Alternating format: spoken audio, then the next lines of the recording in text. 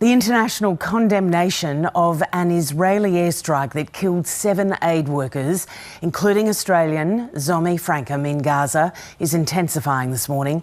As the bodies of the victims are taken to Egypt for repatriation, the founder of the group they worked for has accused Israeli forces in Gaza of systematically targeting the cars of aid workers.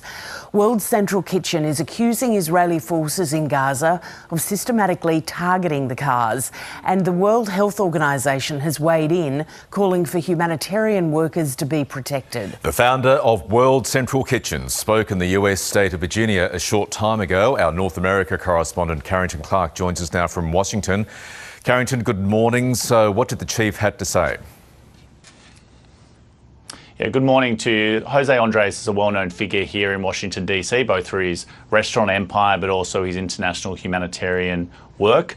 He also has a direct line to the very height of Washington power. It was he who US President Joe Biden spoke to directly by phone yesterday, where the president conveyed his heartbreak and outrage about what had occurred in Gaza. He has now given this interview with Reuters, where he says that the fault lies directly at the feet of the Israeli military, and that this action should not be excused as a simple mistake, that the convoy was systematically targeted.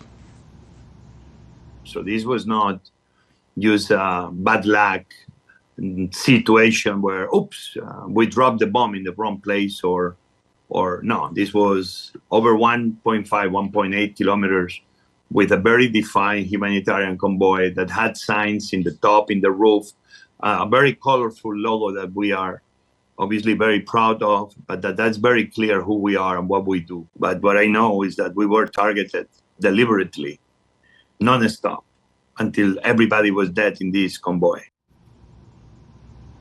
Now, the Israeli government says that this was a case of misidentification and that the aid convoy wasn't directly targeted because it was an aid convoy. But Jose Andres says that the aid organization was in regular contact with the Israeli military, and so they should have known exactly who it was that they were targeting. And Carrington, the US, meanwhile, says it won't be conducting its own independent investigation into the incident. Yeah, a lot of questions today for the White House and the State Department about whether or not, given that we have seen an American citizen also die because of this Israeli airstrike, or multiple airstrikes, that the US should also be carrying out an independent investigation. They say they are waiting for the Israeli probe to finish before looking at the results and looking at the way it has been carried out.